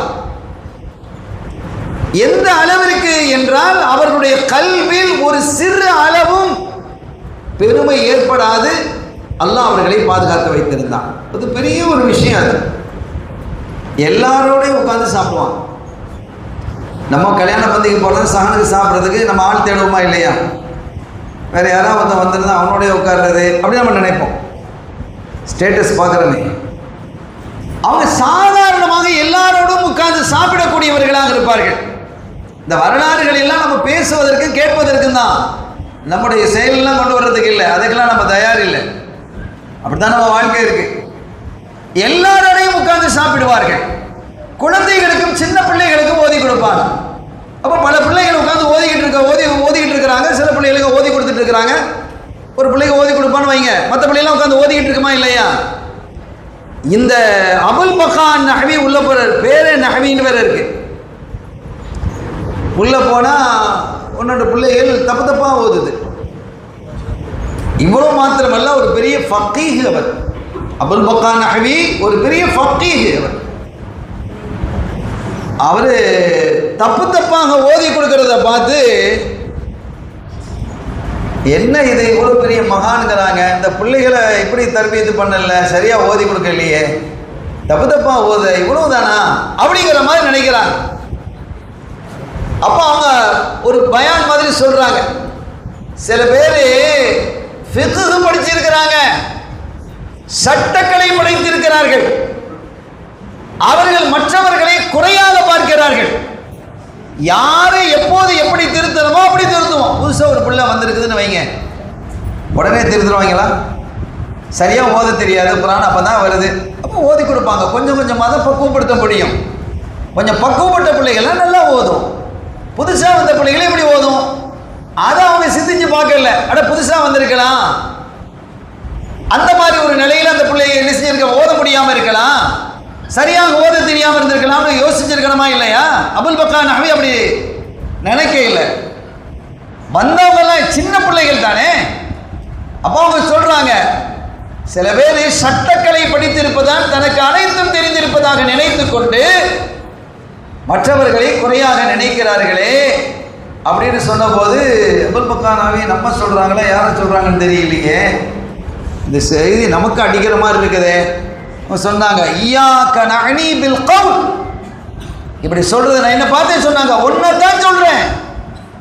தான் சொல்றேன் அப்படின்னதும் அப்படியே உங்களுக்கு மனசுலாம் பயம் வந்துருச்சு. அப்ப நம்ம மனசுல நினைச்சதை அவங்க தெரிகிறாங்கன்னு இருக்குமே, ஆனா அவங்க எவ்வளவு பெரிய கஷ்டம் உள்ள விலாயத்து உள்ளவங்களாக இருப்பாங்க. அவங்களுடைய மஜ்லிஸிலே வந்து இப்படி நம்ம தப்பாக நினைச்சிட்டோமே என்ன அவங்க வருதுனா மனசுக்குள்ளே வந்து எல்லாம் என்னை மன்னிச்சிரு மனசுக்குள்ளேயே கேட்குறாங்க. அப்படியே அங்கே உட்காடுறாங்க, இவங்க பக்கம் திரும்ப இல்லை, அப்படியே மனசில் உட்காந்துக்கிட்டு அந்த இடத்துலையே உட்கார்ந்து கொண்டு அல்லாஹ் அவங்க இடத்துல தௌபா செய்கிறாங்க. யாரெல்லாம் என்னை மன்னிச்சிரு, உன்னுடைய நேசரை இறை நேசரை இப்படி தப்பா நான் என்ன செஞ்சிட்டேன், எடை போட்டுட்டேன், என்னை மன்னிச்சிரு ரப்பே என்று சொன்னதும் உடனே அங்கேயிருந்து பதில் வருது, ஹா கது கபிலல்லாஹு தௌபத்தக். என்ன ஆச்சரியம், அல்லாஹ் உங்களுடைய தௌபாவை ஒப்புக்கொண்டான் அப்படிங்கிறாங்க. இதில் என்ன விஷயம் அப்படின்னா, தௌபா செஞ்சது தெரியுது, அவங்க கல்புக்குள்ள தான் தௌபா செய்கிறாங்க, தௌபா செய்தது தெரியுது இருக்கட்டும், அந்த தௌபாவை அல்லாஹ் அங்கீகரிச்சாங்கிறத சொல்றாங்க. பாருங்க எவ்வளவு பெரிய விஷயம், எவ்வளவு பெரிய ஞானத்தை, ஆற்றலை, அறிவை, மகத்துவத்தை, மாண்பை ரப்புல் ஆலமீன் அல்லாஹ் ஜல்ல ஷானஹு வ தஆலா அவர்களுக்கு வழங்கி இருக்கிறான் என்பதை இந்த செய்தியின் வழியாக நாம் புரிய முடிகிறது. அருமையான பெருமக்களே, ஒரு கட்டத்தில் அவங்க படிக்கிற காலத்திலேயே இஸ்திகாமத் என்ற நிலையினுடைய உச்சத்துக்கு போயிட்டாங்க. யார்கிட்டையும் எதையும் கேட்கறது இல்லைங்கிற நிலைமைக்கு வந்தாங்க. அவங்க தாயார் கொடுத்து அனுப்பிய 40 தங்க காசுகளும் முடிஞ்சு போச்சு. அப்படி முடியறதுக்கு முன்னாலேயே அவங்க ரொம்ப பார்த்து பார்த்து செலவழிச்சாங்க. ஜீலானிலிருந்து பகதாதுக்கு வந்து திருடர்கள் தான் வந்தா, திருடர்களை எல்லாம் திருத்தி 18 வயசுல வந்தாங்க இல்லையா, அப்ப அவங்க வரும்போது 18 வயசு, ஹிஜ்ரி 488 வர்றாங்க பகதாது. வந்து ஒவ்வொரு துறையாக அவங்க படித்து தேர்ந்து கொண்டிருக்கிறாங்க. 40 தங்க காசு என்பது ஒரு நியாயமான பணம் தான் அது. அப்ப அந்த காசெல்லாம் முடிவுக்கு வருகிறது. அந்த காலத்தில் என்னன்னா, தங்கிறதுக்கு இடம் கொடுப்பாங்க. ஓத வரக்கூடியவர்களுக்கு மதரசால தங்கிக்கிடலாம், சாப்பாடு கிடையாது. ஓத வர்றதா இருந்தால் மதரசால என்ன செய்யலாம், தங்கலாம். அந்த காலத்தில் அப்படிதான் இருந்து, மதரசாக்கள்ல தங்கிக்கிடலாம், பள்ளி வாசல்களில் தங்கி கொள்ளலாம் ஓதக்கூடிய பிள்ளைகள். ஆனால் சாப்பாட்டுக்கு என்ன செய்வாங்க அப்படின்னா, அவங்களோட வரலாறுகளை பார்க்குறோம். காலையில் போய் என்ன செய்வாங்க, விறகுகளை பொறுக்குவாங்க. விறகு பொறுக்கி எங்கேயாவது விற்றுட்டு அந்த காசை பயன்படுத்திக்கிடுவாங்க. அல்லது யாராவது வீட்டு வேலைகளை செய்வாங்க, தோட்ட வேலைகளை செய்வாங்க, ஏதாவது பொருட்களை வாங்கி விற்பார்கள். இந்த மாதிரி தொழில் அல்லது வியாபாரம் ஏதாவது செய்து அதில் சம்பாதித்து அதில் கிடைக்கக்கூடியதை கொண்டு வந்து காலம் செலுத்துவாங்க. அவ்வளவு சிரமப்பட்டு கஷ்டப்பட்டு அவ்வளவு வேதனைகளுக்கு மத்தியிலே கற்ற கல்வியை நமக்கு கொண்டு வந்து கையில் தந்திருக்கிறாங்க. நம்ம ராஜா மாதிரி உட்காந்து தங்குற இடம் என்ன, சாப்பாடு என்ன, மாஷா அல்லாஹ் எவ்வளோ பெரிய இன்றைய காலத்தில் மதரசாக்கள்ல அவ்வளவு பெரிய வசதி வாய்ப்புகளை நம்முடைய பெருமக்கள் ஏற்படுத்தி தந்திருக்கிறாங்க.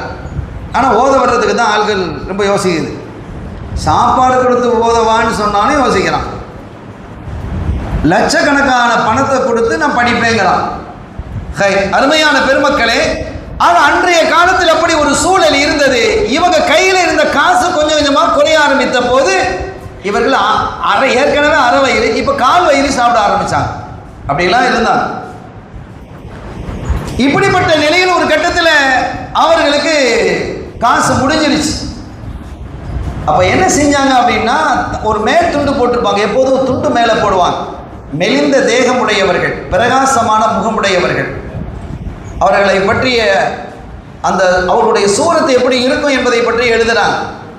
இந்திய காலத்தில் மெலிந்த தேகமாகத்தான் இருப்பாங்க, நடுத்தரமான உயரம், அடர்ந்த தாடி, விரிந்த தாடி, மேலே தைலசான் என்ற துண்டு அவங்க என்ன செஞ்சிருப்பாங்க, போட்டிருப்பாங்க என்றெல்லாம் வருது.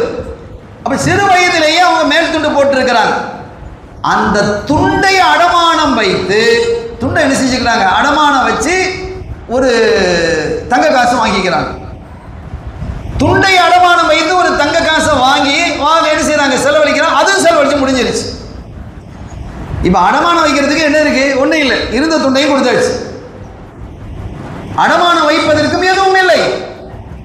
அவங்க என்ன செஞ்சாங்க, கடன் வாங்குவது இல்லை, கடன் வாங்க மாட்டேன், யாரிடமும் நான் கடன் வாங்குவதில்லை அப்படிங்கிற உறுதியில் இருந்தாங்க.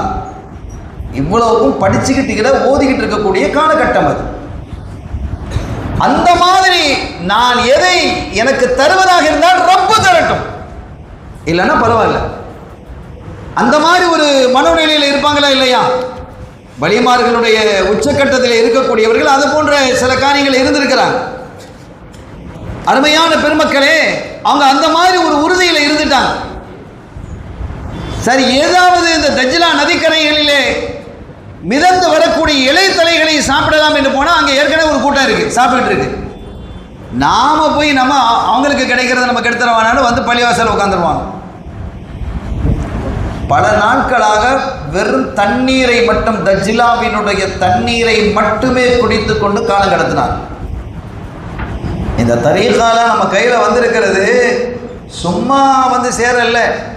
அவங்களுடைய அந்த சேவைகளும் அவங்களுடைய சிரமங்களும் கொஞ்சம் நெஞ்சம் அல்ல, அப்படி வந்து சேர்ந்தது. ஒரு சமயம் பசியினுடைய உச்சம், பள்ளிவாசல்ல இருக்கிறான். ஒரு இளைஞர் சாப்பிட்டு கொண்டு இருக்கிறார். ஒரு இளைஞர் வந்து ஒரு தூரத்தில் உட்காந்து சாப்பிட்றாரு. ஓதுலாவத்தை பார்த்துட்டு வாங்க வாங்க வாங்க சகோதரர் வாங்க யாஹி வாங்க அப்படின்னு கூப்பிடுறார். இவங்க போனாங்க, என்னன்னா நீ சாப்பிடுங்க, என்னோட உட்காந்து சாப்பிடுங்கிறாங்க. இவங்களுக்கு இப்போ விருந்து தானே, ஒரு கடனும் இல்லை, ஒரு விருந்துக்கு கூப்பிட்டா தப்பு இல்லை. ஆனால் அதையும் கூட அவர்கள் யோசித்தார்கள். இல்லை வேணாண்டாங்க. இல்லை நீங்க சாப்பிட்டே ஆகணும், என்னவோ தெரியல, நீங்க சாப்பிடாம எனக்கு சாப்பிடக்கூடாது அப்படிங்கிற மாதிரி உள்ளுணர்வு சொல்லுதுங்கிறார் அவர். இது என்னோட ஆச்சரியமா இருக்கு. அவங்க என்ன, நான் சாப்பிட்றேன், நீங்க சாப்பிட்டாதான் நான் சாப்பிடுவேன், எனக்கு பசிக்குது, இப்போ என்ன பசியை நான் போக்கணும்னு சொன்னால் நீங்களும் என்னோட உட்காந்து சாப்பிடணும். அல்ஹம்துலில்லாஹ், அல்லாஹ் தந்த உணவு இப்போ நம்ம கேட்கையில் மருத்துவம் அவரை நம்மை என்ன செய்தார், சிரமப்படுத்தி உட்கார வைத்தார். இதற்கு பிறகு மாட்டேன் என்று சொல்வது என்பது முறையல்ல என்று கருதி அவங்க என்ன செஞ்சாங்க, சாப்பிட உட்காந்துட்டாங்க. சாப்பிட்டு முடிஞ்சது, அல்ஹம்துலில்லாஹ்னு அல்லாஹ்க்கு ஷுக்ர் செஞ்சாங்க. அப்போ அந்த வந்தவர் கேட்டார், ஜீலானிலிருந்து ஒருத்தர் இங்கே வந்திருக்கிறாரு, ஒரு இளைஞர், அவர் உங்களுக்கு கொஞ்சம் நானும் விசாரிச்சு பார்த்தேன், கண்டுபிடிக்க முடியல, அவர் உங்களுக்கு தெரியுமா அப்படின்னு கேட்குறாங்க. யார் அவர் அப்படின்னு இவங்க கேட்குறாங்க, ஊதுனாங்க கேட்குறாங்க. அவர் பேர் அப்துல் காதிர்.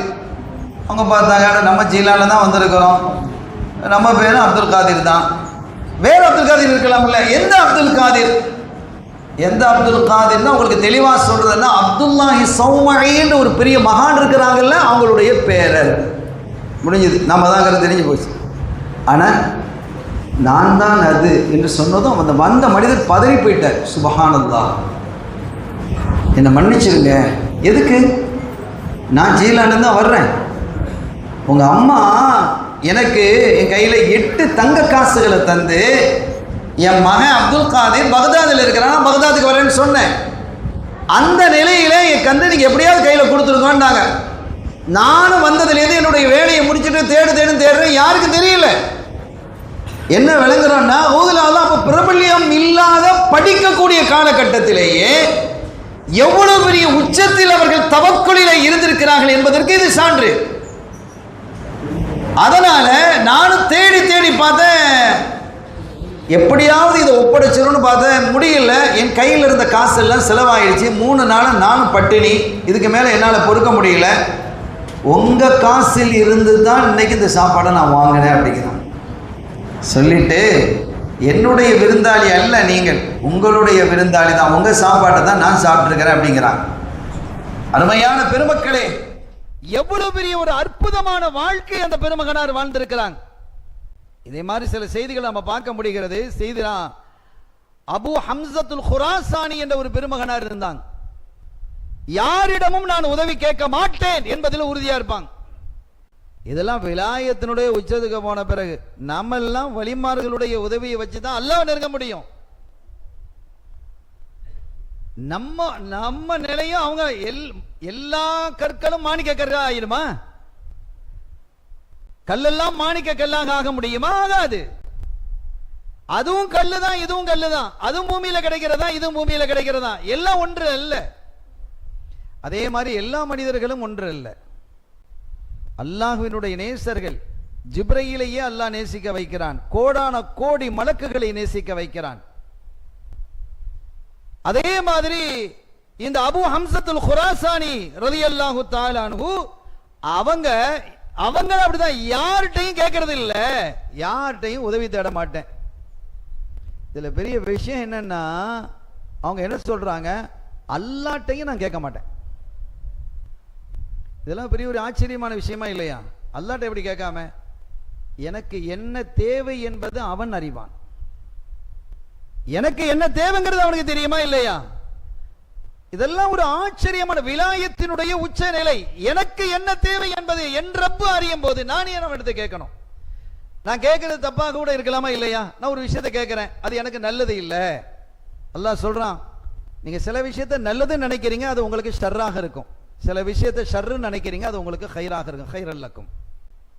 அப்ப நான் கேட்கறது ஷர்ரா ஹைரா அப்படின்னு எனக்கு தெரியாது, ஆனா எனக்கு தேவைன்னு நான் கேட்கிறேன் இல்லையா? நம்ம கேட்கணும், அல்லாஹ்ட்ட எல்லா விஷயத்தையும் கேட்க தான் செய்யணும். அப்படியெல்லாம் அவுலியாக்கள் இருந்திருக்கிறாங்க. இன்னமல் அமாலு பின்னியாத், அவங்க நிய்யத்தை பொறுத்தது என்று ஸல்லல்லாஹு அலைஹி வஸல்லம் சொல்லிட்டாங்க. அப்ப இந்த அபூ ஹம்ஸத்துல் குராசானி ரலியல்லாஹு தஆலா அன்ஹு அவங்க யார்கிட்டையும் கேட்கறது இல்லை அப்படிங்கிற முடிவோட அல்லாஹ்ட்டையும் நான் கேட்க மாட்டேன். எனக்கு என்ன தேவை என்பது என் ரப் அறிவான், அவன் தருவான்.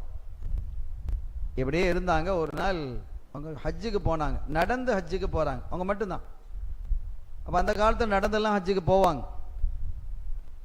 நடந்து ஹஜ்ஜுக்கு போகும்போது ஒரு காட்டு பகுதி, அது தரையோடு ஒரு கிணறு இருக்கு, தரையோட ஒரு கிணறு இருந்திருக்கு. அவங்க அதை கவனிக்கல, உள்ள விழுந்துட்டாங்க. உள்ள விழுந்துட்டாங்க. உள்ள விழுந்து அவங்களுடைய நப்சு சொல்லுது, ஃபனாஸஅத்னி நஃப்ஸி அன் அஸ்தகீதா, நப்சு என்னோட சண்டை போடுது, அட சத்தம் போடுறா அப்படிங்குது. அபூ ஹம்ஸத்துல் குராசானி சொல்றாங்க, அட சத்தம் போடு, உதவி உதவின்னு கேளு. கேட்கலாமா இல்லையா? கேட்கத்தானே வேணும். அவங்க சொன்னாங்க, லா அஸ்தகீத், நான் உதவி தேட மாட்டேன், நான் இங்கே தான் கிடப்பேன், அவன் பார்த்துக்கிடுவான். எனக்கும் நப்சுக்கும் இடையில கடும் போராட்டம் நடந்து கொண்டிருக்கும் பொழுது ஒரு 2 பேர் நடந்து வர்ற, பேசிக்கிட்டே வர்ற சத்தம் கேட்குது. அங்க போறாங்க, பேசிட்டு வர்ற சத்தம் கிணத்துக்குள்ள விளங்குது, எனக்கு பாலுங்கலறது. அந்த சமயத்துல அவங்க என்ன பேசுறாங்கன்னா, அப்படி அவங்க அந்த கிணத்தை பார்த்துட்டாங்க. கிணத்தை பார்த்துட்டு சொன்னாங்க, என்னடப்பா தரையோட தரையா அந்த கிணறு இருக்குது, யாரா வந்தா உளுந்துட்டா என்ன ஆகுறது, அதனால எப்படியா நம்ம என்ன செய்வோம், அந்த கிணத்தை மூடிடுவோம் அப்படிங்கிறது வேலைக்கு இறப்படுறாங்க. நாளில்லாஹி, கிணத்தை மூடுனா என்ன ஆகுறது? இப்ப நப்சு சொல்லுது, பாத்தியா நான் உன்னை சப்தம் போட சொன்னேன், உதவி கேடு, இப்பவாவது செயல். அவன் மூடுறான், கிணத்தை மூடிக்கிட்டு இருக்கிறான், நீ கிடக்கிறது தெரியல, அவன் என்னத்தையோ கொண்டு வந்து மூடிக்கிட்டு இருக்கிறான். என்ன ஆகும்? கடைசியில போறவனுக்கு வர்றவனுக்கு கூட அந்த கிணறு இருக்கிறதும் தெரியாது. எனவே நீ சப்தமிடு என்று சொன்ன போது அவங்க சொல்றாங்க, இன்னி ஹமம்து, நான் ஒரு முயற்சி எடுத்தேன். சரி, இதுக்கு மேல பெரிய ஆபத்து, அவன் மூடிக்கிட்டே இருக்கிறான், இன்னும் கொஞ்சம் தான் இருக்குது, மூட போகுது, மூடி முடிச்சுட்டா நீ உள்ளதான் கிடப்போம். அதோட அது நப்சு சொல்லுது, இதுவே உனக்கு கபராயிடும், உனக்கு கபரு இதுதான், நீ கத்த இல்லை சப்தமிட இல்லைன்னா நீ கபரு உனக்கு இதாகிவிடும், இந்த கிணறே உனக்கு கபரு. எனக்கும் கொஞ்சம் அசைவு ஏற்பட்டு, உள்ள இருக்கிறம்பா, உள்ள இருக்கேன், ஏன்பா மூடுறீங்க, என்னை காப்பாத்துங்கப்பா அப்படின்னு சொல்லலாம் அப்படிங்கிற ஒரு நிலைமைக்கு நான் வந்தேன். அப்போ அல்லாஹ் எனக்கு அந்த உள்ளுணர்வை தருகிறான். மன் அஸீஹு ஹாதா அக்ரபு மின்ஹுமா, அட நான் யாரை கூப்பிடணும், இந்த 2 பேரை விட நெருக்கமானவன் என்னோட இருக்கிறான், இந்த 2 பேரை விட நெருக்கமான, அவங்களை விட பக்கத்துல அவன் தானே இருக்கான், அவனுக்கு தெரியாதா, அதனால லாஸ்தகீத் அப்படின்னு முடிவுக்கு வந்துட்டாங்க. திரும்ப பரவாயில்ல, நீ மூடுனாலும் மூடு அப்படி என்றா அது மூட, கடைசி கபர் மாதிரி அதை மூடிட்டு போயிட்டான். உங்க பெரிய கஷ்டமான ஒரு நிலை ஏற்பட்டது. அந்த நப்சு சொல்லிச்சு, நீ கபூராக்கணுங்கிற முடிவுக்கு வந்துட்டல்ல, நீ தப்ப முடியுமா இனி? இந்த சமயத்திலே திடீரென்று மேல ஒரு ஓட்டை உழுது, ஓட்டை உழுந்து என்னமோ கீழே இறங்குது, இருட்டா இருக்கு, ஏதோ ஒன்று கீழே வருது, நீண்டுகிட்டே வருது, அது அசைகிறது. எனக்கு உள்ளுணர்வு ஏற்பட்டது, அதை பிடித்து வெளியே வா, அதை பிடிச்சிட்டு வா, பிடியாத அப்படின்னு. இப்ப நான் அதை பிடிச்சேன், அப்படியே மேலே வந்தேன், அந்த மேலே போத்திக்கெல்லாம் உடைச்சிட்டு வெளியில வந்தாச்சு. வெளியில வந்தா ஒரு சிங்கம், அது அல்லாஹ் அந்த சிங்கத்துடைய காலை நீட்டி இருக்கிறான். உள்ள கடந்தாதான் பரவாயில்ல, சிங்கம்லாம் வந்து நிக்குது. சிங்கத்தினுடைய காலை பிடித்துக் கொண்டு நான் வெளியே வந்திருக்கிறேன். அது ஒரு மிருகம். இப்போது அது என்னை பார்த்தது, பார்த்து விட்டு அது போய்விட்டது. ஒரு அசரீரி முழங்கியது, நஜ்ஜைனாக மினத் தலஃபி பித்தலஃப், உம்மை நாம் அழிவை கொண்டு அழிவிலிருந்து பாதுகாத்தோம். உள்ள கடந்தாலும் அழிவு, சிங்கமும் அழிவு தான். அப்ப அழிவிலிருந்து அழிவை கொண்டே நாம் பாதுகாக்கிறோம். அழிவை கொண்டு உம்மை நாம் பாதுகாத்தோம். சிங்கமும் ஆபத்து, உள்ள கடந்தாலும் ஆபத்து. அந்த ஆபத்திலிருந்து உம்மை எப்படி நாம் வெளியே கொண்டு வந்திருக்கிறோம் என்றால் இந்த ஆபத்தை கொண்டு வெளியில வந்திருக்கிறோம். இது ஒரு ஆச்சரியம் இல்லையா? அல்லாஹ்வினுடைய செயல்பாடுகள் எல்லாம் ஆச்சரியமானது. நம்ம கற்பனை கூட செய்து பார்க்க முடியாது. ஒமைய தவக்கல் அலல்லாஹி ஃபஹுவ ஹஸ்பு, அல்லாஹ் சொல்றான், என் மேல நீ நம்பிக்கை வைக்கிறியா, அந்த நம்பிக்கை என்பது மிக உறுதியானதாக இருக்கும். மற்ற நம்பிக்கையெல்லாம் உடைஞ்சு போயிடலாம். யாரையெல்லாம் நம்ம நம்புறோம், அது தப்பு இல்லை. ஆனால் அந்த நம்பிக்கை நிறைவேறவும் செய்யலாம், நிராசையாகவும் ஆக்கிவிடலாம்.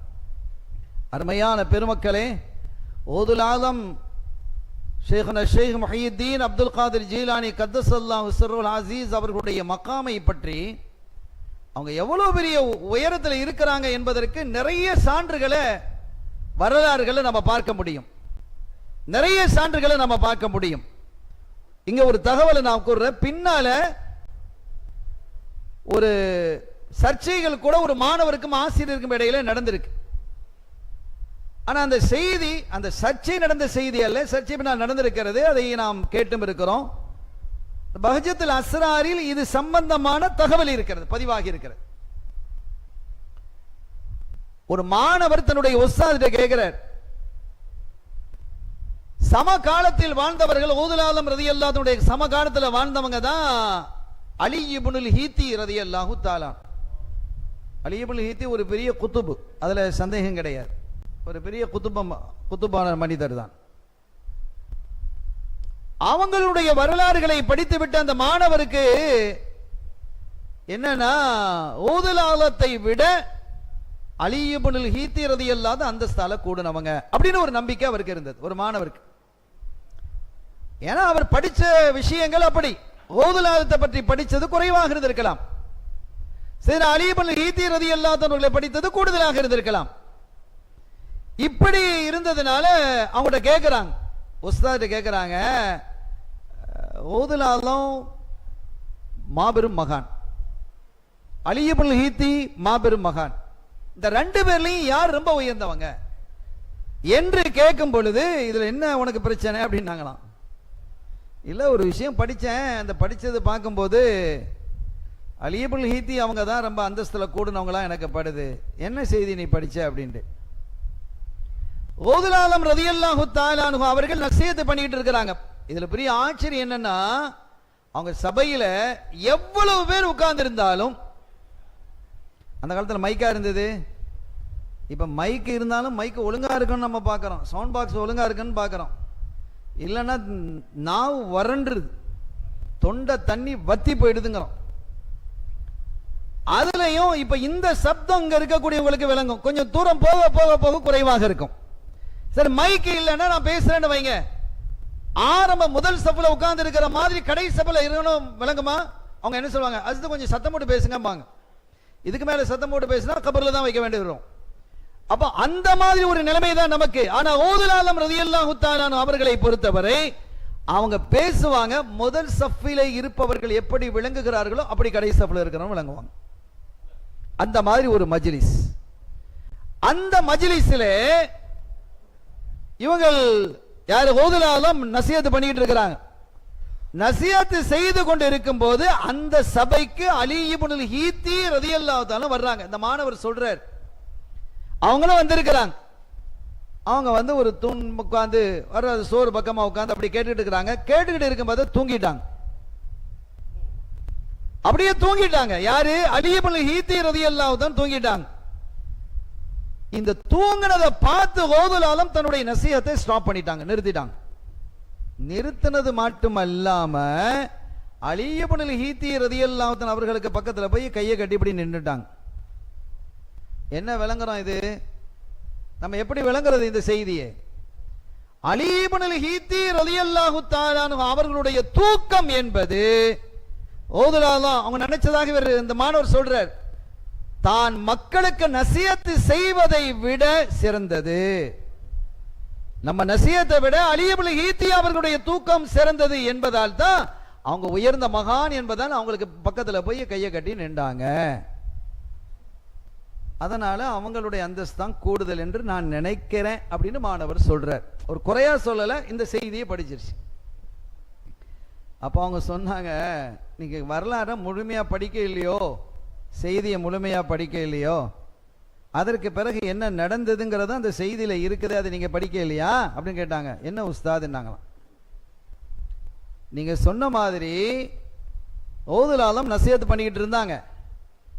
அப்படி நசியத்து பண்ணி கொண்டு இருக்கும் பொழுது அலி இப்னுல் ஹீத்தி தூங்கினாங்க.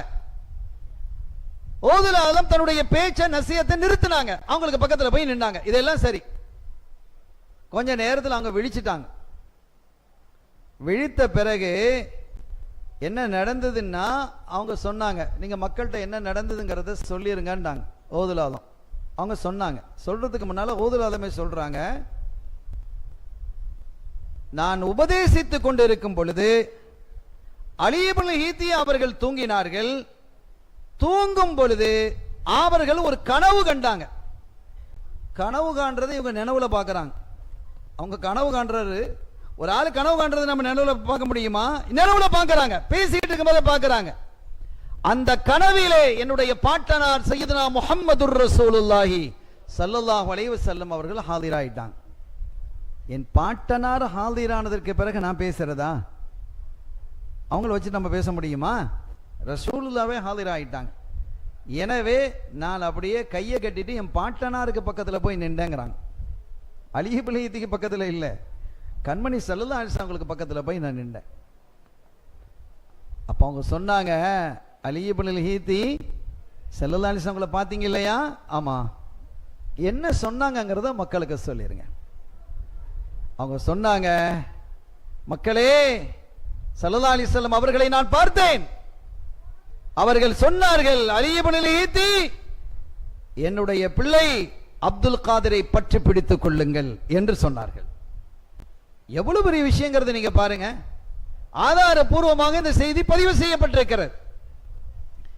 எனவேதான் நம்முடைய பெருமக்களாகிய நாதாக்கள் ஓதுல் ஆலம் ரலியல்லாஹு தஆலா அன்ஹு அவர்கள் மீது எந்த வலிமார்களின் மீதும் இல்லாத அளவிற்கான கொண்டாட்டத்தை ஏற்படுத்தினாங்க. அவங்க செய்த அழைப்பு பணி இருக்குதே, இந்த தீனுக்கு வந்த எந்த ஒரு காலகட்டத்திலையும் எந்த அரசனுடைய, எந்த செல்வந்தரினுடைய, எந்த அமைச்சனுடைய வாசலிலும் போய் நின்றதில்லை. மாறாக அந்த அரசர்கள் எல்லாம் அவங்க சபையில வந்து இருந்திருக்கிறாங்க. ஒரு கட்டத்தில் ஒரு கொடுமையான ஆட்சியாளர் வந்த பொழுது அவங்க சபையில உட்கார்ந்து இருக்கிறாங்க. யா நஹ்லா அக்தா ரஸக் அப்படிங்கறாங்க. யா நஹ்லா அக்தா ரஸக், அடேய் ஈச்ச மரமே அப்படிங்கறாங்க. யாரு? அரசனை தான். உன் தலையை நான் வெட்டுவேன் நீ ஒழுங்கா இல்லைன்னா அப்படிங்கறாங்க. பேச முடியுமா? ஒரு ஜனாதிபதியை பேச முடியுமா? அதுக்கு பிறகு அந்த வரலாறு நீளுது. இன்னொரு அரசர் வந்தார். 5 ஜனாதிபதிகளை அவங்க சந்திச்சிருக்கிறாங்க. 91 ஆண்டு காலம் வாழ்ந்த அவர்கள் 5 ஜனாதிபதிகளை பார்த்திருக்கிறாங்க. அப்பாசிய ஆட்சி காலம் அது. அதுல ஒருத்தர் கொஞ்சம் அப்படி இப்படியான ஆள் வந்திருக்கிறார். வந்து உட்கார்ந்துட்டு சபையெல்லாம் முடிஞ்சதுக்கு பிறகு ஓதுநாயகத்திடத்தில் கொண்டு வந்து என்ன செய்றாங்க? ஒரு காணிக்கையை கொடுக்கிறார். 20 பைகளை கொண்டு வந்து கொடுக்கிறார். 20 பைகள். மறுத்துட்டாங்க, வாங்க மாட்டேன்னு மறுத்துட்டாங்க. இவர் ஆளு அப்படி இப்படியான ஆளு. சாதாரண அதிகாரிகளே கொண்டு வந்து கொடுத்தாலே, நல்ல அதிகாரிகளுக்கு கொடுத்தாலே வாங்க மாட்டாங்க. அப்படி இப்படியும் ஆள் இருந்தா கொடுத்து வாங்குவாங்களா? மறுத்தாங்க. ஆனா அவரும் விடுற மாதிரி இல்லை, நீங்க வாங்கி ஆகணும் அப்படின்றதும். அப்படியா? சரி, 20 பை கொண்டு வந்துருக்கீங்களா? 2 பையை மட்டும் தாங்கன்னாங்க. தங்க காசுகள் அத்தனையும் 2 பையை மட்டும் தாங்கன்னாங்க. 2 கையை கொடுக்கப்பட்டது. 2 கையால் அதை வாங்கி அப்படி நசுக்குனாங்க. இரத்தமாக வடிந்தது. சொன்னாங்க, மக்களை அநியாயப்படுத்தி சம்பாதித்த காசை கொண்டு வந்து எனக்கு நீ தர்றியா? ஒழுங்கா இருந்திருக்கோம், நான் நினைத்தால் இந்த இரத்தத்தை உன்னுடைய அரண்மனை வரை ஓட வைப்பேன் என்றார்கள். அப்படிப்பட்ட ஒரு தூய தைரியமான ஆட்சியை வழங்கியவர்கள், மக்களை ஆளுமை செய்தவர்கள், அவர்களின் மூலமாக இஸ்லாமியத்தை ஏற்றுக்கொண்டவர்கள், இஸ்லாமியத்திலேயே தவறு புரிந்தவர்கள் தௌபாவை செய்து பரிசுத்தவான்களாக மாறியவர்கள் என்ற வரலாறு எல்லாம் நிறையவே கிதாபுகளில் காணப்படுகிறது. அத்தகைய வரலாற்றுக்கு சொந்தக்காரராகிய கௌதுல் ஆலம் சையதுனா ஷேக் முஹையுத்தீன் அப்துல் காதிர் ஜீலானி ரதியல்லாஹு தஆலா அவர்களை புகழ்ந்தேற்றி அவர்கள் வாழ்ந்து காட்டிய போதித்த வழியில் முடிந்தவரை நாமும் வாழ்ந்து அவர்களுடைய பிரியத்திற்கு உரியவர்களாக திகழ்வோமாக. எல்லாம் வல்ல ரப்பல் ஆலமீன் அல்லாஹ் இந்த மஜ்லிஸை அங்கீகரித்து ஈருலக சௌபாக்கியங்களையும் நமக்கு தந்தருள் பாலிப்பானாக. இது போன்ற மஜ்லிஸ் கியாம பரிபந்தம் வரை தங்கு தடையில்லாமல் தொய்வின்றி நடைபெறுவதற்கும் வல்ல அல்லாஹ் மேனருள் பாலிப்பானாக. பிஹக்கி ஹபீபிஹி ஸல்லல்லாஹு அலைஹி வஸல்லம். எல்லாம் வல்ல அல்லாஹ்வின் அருளையும் ஸல்லல்லாஹு அலைஹி வஸல்லம் ஷஃபாஅத்தையும் பெறுவோமாக. வாஹிர் தஅவானா அல்ஹம்துலில்லாஹி ரப்பில் ஆலமீன். வஸ்ஸலாமு அலைக்கும் வரஹ்மத்துல்லாஹி வபரகாத்துஹு.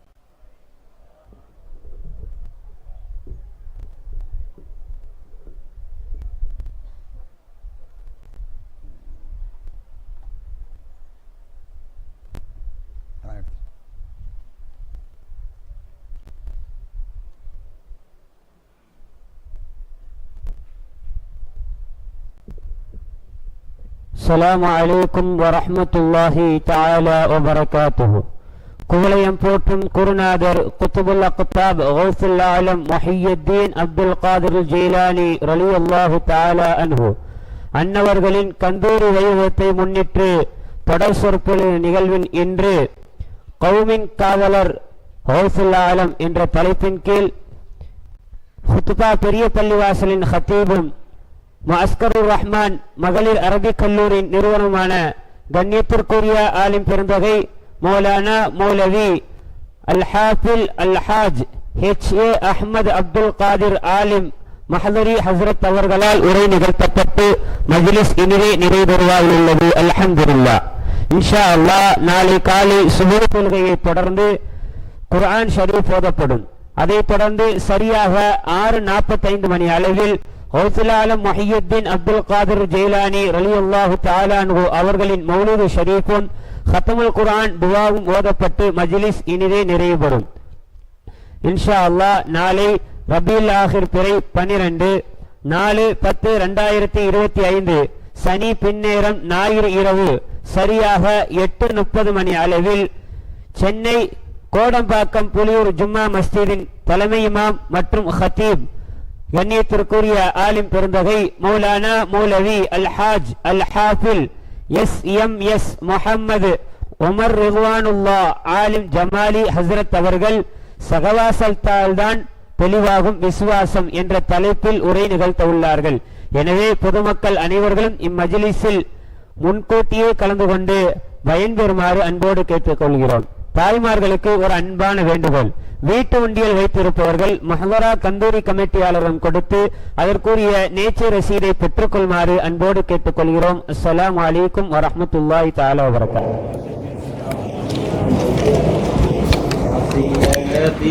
سندي غوثي ويا مددي كل ظاهرا على الأعداء بالمدد مجير عرضي وخذ بيده مدى مددي خليفة الله فينا محيي الدين يا سيدي سندي غوثي ويا مددي كل ظاهرا على الأعداء بالمدد مجير عرضي وخذ بيدي مدى مددي خليفة الله فينا محيي الدين يا سيدي سندي غوثي ويا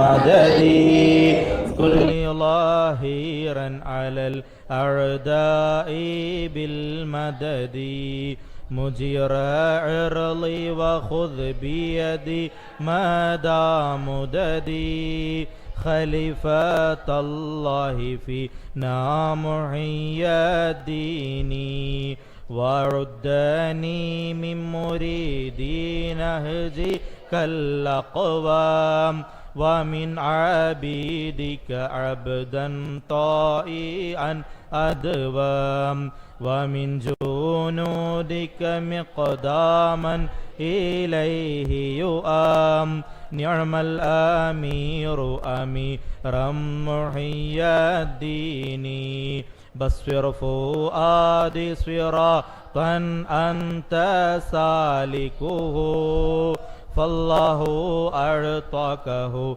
فأنت مالكه ونجيه من الله فيها مهالكه سلطان كل ولي محيي الدين صلى الإله مدى ما الغوث الأعظم قام على محمد الأعلي لخير مقام وآله والذي دين الرشاد أقام فسله يشفع لي يا محيي الدين والتابعين لهم مؤسس الدين مفنين أجسادهم لله للدين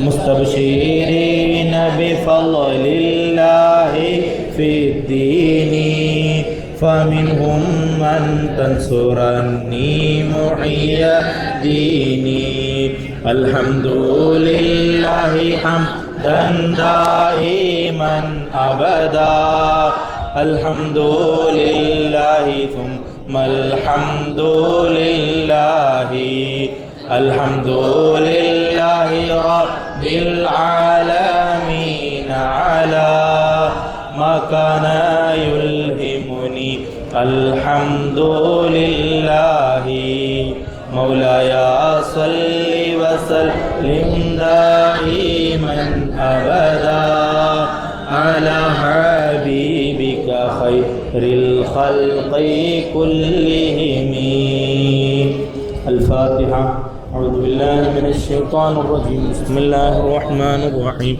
الحمد لله رب العالمين الرحمن الرحيم مالك يوم الدين إياك نعبد وإياك نستعين اهدنا الصراط المستقيم صراط الذين أنعمت عليهم غير المغضوب عليهم ولا الضالين آمين بسم الله الرحمن الرحيم قل هو الله أحد الله الصمد لم يلد ولم يولد ولم يكن له كفوا أحد بسم الله الرحمن الرحيم قل هو الله أحد الله الصمد لم يلد ولم يولد ولم يكن له كفوا أحد بسم الله الرحمن الرحيم قل هو الله أحد الله الصمد لم يلد ولم يولد ولم يكن له كفوا أحد بسم الله الرحمن الرحيم قل أعوذ برب الفلق من شر ما خلق ومن شر غاسق إذا وقب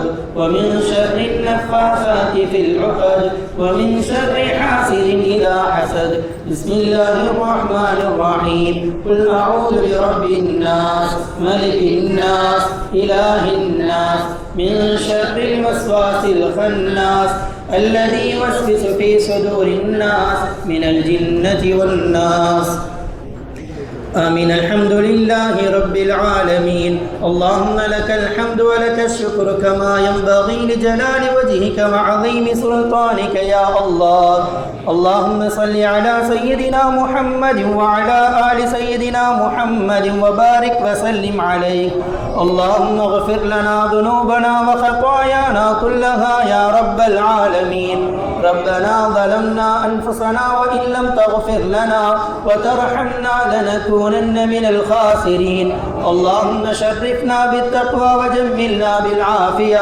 وارزقنا الجنة ولقاك يا رب العالمين اللهم أوصل وبلغ مثل ثواب ما قرأناه من كلامك العزيز هذه هدية واصلة ورحمة نازلة وبركة شاملة وتحفة كاملة منا إلى حضرة روح سيدنا وشفيعنا وحبيبنا ومولانا محمد صلى الله عليه وسلم اللهم ارزقنا وارزق والدينا ولأساتذتنا ولمشايخنا ولأمة سيدنا محمد صلى الله عليه وسلم في الدنيا زيارته وفي الآخرة شفاعته وفي القلوب محبته وفي المنام واليقظة رؤيته وفي الحياة اتباعه ظاهرة وباطنا ثم إلى أرواح سائر الأنبياء والأولياء والعلماء والصديقين والشهداء والصالحين وإلى أرواح جميع أولياء الله تعالى من مشارق الأرض إلى مغاربها خصوصا إلى روح قطبنا وقطب الأقطاب وغوثنا غوث الأعظم الشيخ محي الدين عبد القادر الجيلاني قدس الله سره العزيز وإلى روح شيخنا عبد الله القادري البغدادي رضي الله تعالى عنه وإلى أرواح مشايخنا سلسلة القادرية والشاذلية والنقشبندية والسهروردية والرفاعية والجشتية وباعلوية رضوان الله تعالى عليهم أجمعين اللهم زدهم فضلا على فضلهم وجاها على جاههم وكرامة على كراماتهم لديك يا رب العالمين اللهم افض علينا من فيوضاتهم وامددنا بمددهم وانفعنا بعلومهم ونبر قلوبنا بنور معرفتهم يا رب العالمين اللهم اجعلنا في الدنيا والآخرة من أهل ولايتك واملأ قلوبنا بنور معرفتك يا رب العالمين اللهم احسن عاقبتنا في الأمور كلها وأجرنا من خزي الدنيا وعذاب الآخرة توفنا مسلمين وألحقنا بالشهداء والصالحين اللهم اجعل آخر كلامنا لا إله إلا الله محمد رسول الله صلى الله عليه وسلم رب إني لما أنزلت إلي من خير فقير اللهم إنا نسألك علما نافعا وعملا متقبلا ورزقا حلالا طيبا واسعا وشفاء من كل داء برحمتك يا أرحم الراحمين اللهم إنا نعوذ بك من الهم والحزن ونعوذ بك من العجز والكسل ونعوذ بك من الجبن والبخل ونعوذ بك من غلبة الدين وقهر الرجال برحمتك يا أرحم الراحمين ربنا آتنا في الدنيا حسنة وفي الآخرة حسنة وقنا عذاب النار ربنا رب ارحمهما كما ربياني صغيرا صلى الله تعالى وسلم على خير خلقه ونور عرشه سيدنا محمد وعلى آله وصحبه وسلم أجمعين آمين بفضل رحمتك سبحان ربك رب العزة عما يصفون وسلام على المرسلين والحمد لله رب العالمين شيخ